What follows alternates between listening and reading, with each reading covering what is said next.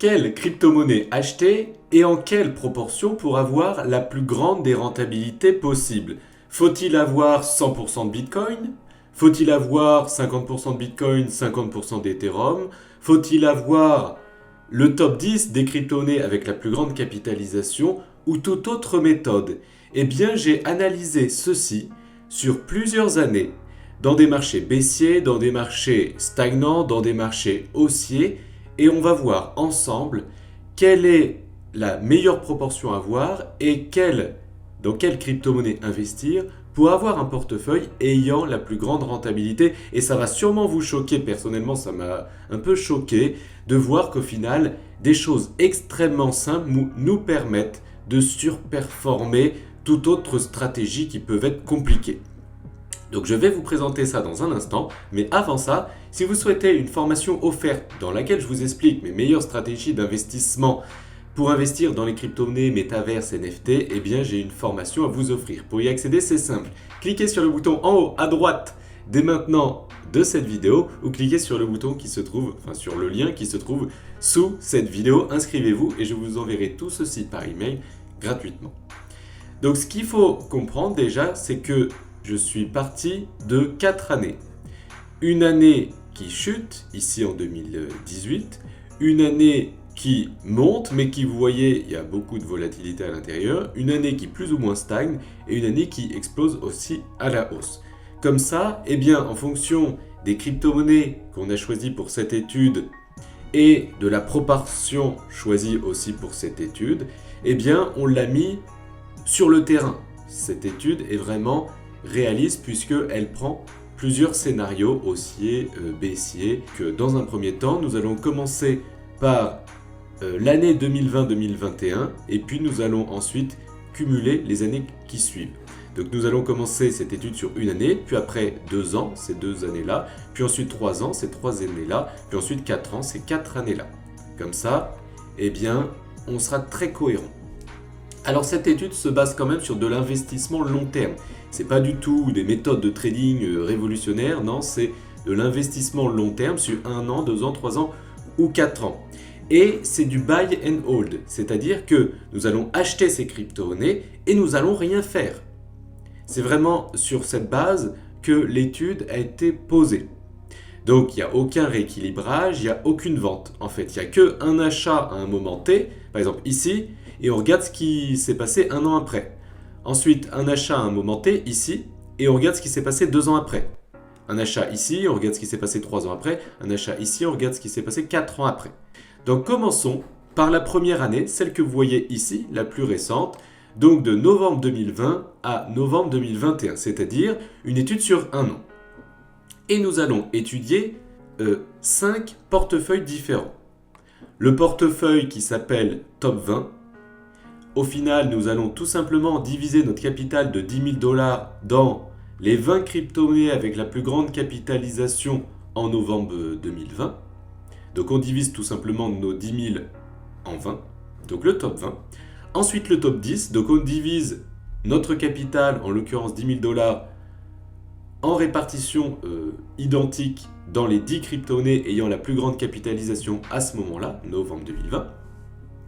Ensuite, le troisième portefeuille que nous allons étudier dans cette étude, eh bien c'est le portefeuille pondéré, c'est-à-dire que nous allons mettre une plus grande proportion dans des crypto-monnaies à plus grande capitalisation, puis quand la capitalisation baisse, eh bien on réduit aussi notre pondération. Ensuite, il y a Bitcoin uniquement, donc là on investit 100% dans le Bitcoin, c'est intéressant de comparer par rapport aux autres portefeuilles. Et le dernier portefeuille que nous allons comparer dans cette étude, c'est le portefeuille prudent avec 80% de Bitcoin et 20% d'Ethereum.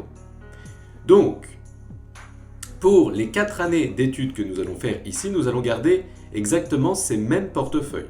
Par contre, la durée, elle, va s'allonger. Pour l'instant, nous allons étudier, comme je viens de le dire ici, uniquement une année, de novembre 2020 à novembre 2021. Et donc, parmi ces 5 portefeuilles, lequel est le plus performant, juste en achetant sans rien vendre, sur 1 an? On peut voir que le top 20, la performance en 1 an est de 506% 6%. Ensuite, le top 10, eh bien, c'est le grand gagnant sur un an, parce que la performance est de 745%. Mais attention, c'est le grand gagnant sur un an, mais ça ne veut pas dire que c'est le grand gagnant sur 2 ans, 3 ans ou 4 ans. Et vous allez voir que d'ailleurs, c'est pas du tout le grand gagnant, ça va même être le grand perdant. Donc, suivez bien jusqu'au bout cette vidéo. Pour l'instant, en tout cas, sur un an, c'est lui qui gagne. À court terme, c'est lui qui gagne.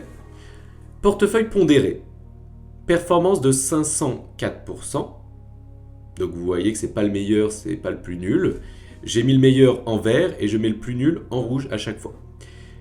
Bitcoin uniquement, eh bien vous voyez que c'est celui qui performe le moins en un an. Donc 310%. Et le prudent, c'est-à-dire 80% de Bitcoin, 20% d'Ethereum, nous sommes à 435% par an. Donc le grand gagnant sur un an, quand nous sommes, en tout cas dans un marché haussier, eh bien c'est le top 10. Et le grand perdant, en tout cas quand nous sommes dans ce marché haussier, c'est le Bitcoin à 100%. Passons maintenant à l'étude non plus sur un an, mais sur 2 ans, ces 2 années-là. Donc c'est-à-dire de 2019, toujours novembre, à novembre 2021. Donc là, on garde exactement les mêmes portefeuilles, ces 5 portefeuilles, mais on n'est plus sur un an, on est maintenant sur 2 ans. Donc sur cette période, avec une période de stagnation, une période de hausse importante. Qu'est-ce qui se passe? On met toujours les mêmes proportions, comme je vous ai dit, ça ne change pas. Ce qui change, c'est la date d'achat. La date d'achat, elle est il y a 2 ans. Et du coup, est-ce que ça évolue? Ben non. Vous pouvez voir que par rapport à 2020, le grand gagnant et le grand perdant, c'est le même par rapport à 2019. Donc là, on ne va pas s'attarder puisque c'est exactement la même chose. Par contre, ce qui va changer, c'est au bout de 3 et 4 ans. Tout va changer. C'est pour ça que c'est important d'avoir peut-être une stratégie à 1 à 2 ans et une stratégie à 3-4 ans parce que c'est plus du tout les mêmes performances, ce n'est plus les mêmes portefeuilles qui surperforment les autres. Donc passons maintenant à la période de 3 ans, donc de 2018 à 2021. Donc vous voyez que toute cette hausse incroyable qui comprend une stagnation, mais on est quasiment au plus bas historique et quasiment au plus haut historique. Donc c'est intéressant de voir durant cette période comment ça se passe. Et en l'occurrence, ça évolue énormément. Donc on garde toujours les mêmes portefeuilles. Par contre, vous pouvez voir que le grand gagnant et le grand perdant a totalement évolué. On peut voir que le top 20 est à 822% de performance entre l'achat en 2018 et novembre 2021, donc sur 3 ans. Donc ce n'est pas le meilleur, ce n'est pas le plus nul. Voilà, il est au milieu. Par contre, le portefeuille qui sous-performe les autres, le portefeuille qui possède la plus basse rentabilité, eh bien c'est le top 10. Si en 2018 on avait investi dans les 10 crypto-monnaies avec la plus grande capitalisation et qu'on se retrouve en novembre 2021, eh bien par rapport aux autres portefeuilles, vous auriez eu la plus basse performance, c'est-à-dire 678%. Ce qui est déjà pas mal, mais c'est la moins bonne par rapport aux autres. Ensuite, pondéré, on est à 1046.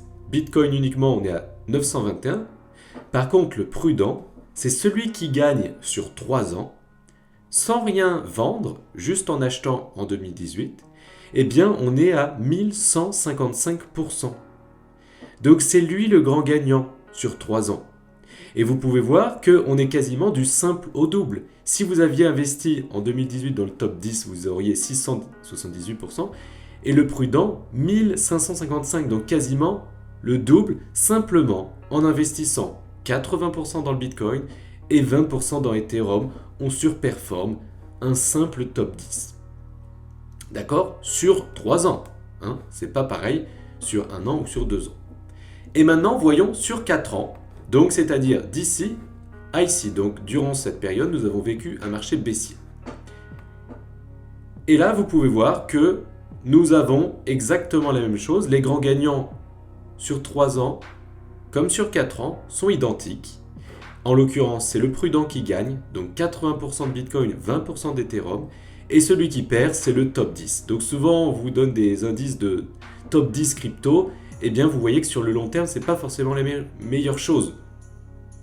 Comme on peut le voir ici en résumé, on peut voir que le top 20, en fait, sur 1 an, 2 ans, 3 ans, 4 ans, c'est pas le meilleur, c'est pas le moins bon, il est au milieu. Le top 10, par contre, sur le long terme, c'est-à-dire 3 à 4 ans, c'est le pire des portefeuilles, avec la moins bonne des rentabilités. Par contre, c'est le meilleur portefeuille avec la meilleure des rentabilités sur 1 à 2 ans. Ensuite, le pondéré, vous voyez qu'il est ni gagnant ni perdant, il est au milieu. Concernant le Bitcoin uniquement, sur le long terme, 4 ans à 3 ans, vous voyez qu'il est ni gagnant ni perdant. C'est ni le meilleur ni le moins bon. Par contre, sur 1 à 2 ans, c'est le pire. Parce que c'est la crypto-monnaie avec la plus grande capitalisation. Forcément, il a une moins bonne performance à court terme que des petites crypto-monnaies avec une plus petite capitalisation et un potentiel de gain plus important. Et le portefeuille prudent, qui est 80% de Bitcoin, 20% d'Ethereum, est le plus performant en buy and hold, c'est-à-dire juste acheter, pas vendre, sur le long terme, c'est-à-dire 3 à 4 ans. Comme vous pouvez le voir, ici, il surperforme les autres. Donc la morale de l'histoire, c'est qu'on n'a pas besoin de chercher trop compliqué en s'étalant dans plein de cryptos. Souvent, en tout cas pour votre portefeuille buy and hold, c'est-à-dire que vous achetez, vous ne vendez pas, la meilleure des solutions et l'une des plus simples, c'est acheter 80% de Bitcoin et 20% d'Ethereum. Ça, c'est uniquement pour son portefeuille buy and hold. Et dans une autre vidéo, je vous dirai comment faire pour surperformer encore plus ce que je viens de vous dire ici, en faisant quelques petites optimisations. Parce que vous pouvez voir par exemple qu'entre ces 2 années, le Bitcoin est allé très bas, très haut, a rechuté très bas et a remonté très haut. Donc en fait, ce qui est dommage, c'est qu'on perd de la performance. Donc ce qui serait peut-être pas mal, ça serait de vendre un petit peu ici, peut-être de racheter un petit peu là. Et donc il y a une certaine performance qu'on peut ajouter à la performance déjà obtenue ici. Donc c'est ce qui s'appelle un rééquilibrage. Et dans une autre vidéo, donc abonnez-vous, on va voir comment surperformer tout ça et comment optimiser tout ce que je viens de vous expliquer ici avec un certain rééquilibrage, par exemple tous les trimestres, tous les semestres ou toutes les années. Et pour rappel, si vous souhaitez une formation gratuite pour savoir comment investir dans les crypto-monnaies dans les règles de l'art, eh bien j'ai une vidéo formation à vous offrir. Pour y accéder, c'est simple. Cliquez sur le bouton en haut à droite de cette vidéo ou cliquez sur le lien qui se trouve sous cette vidéo. Inscrivez-vous et je vous enverrai tout ceci par email avec grand plaisir. À très bientôt. Ciao.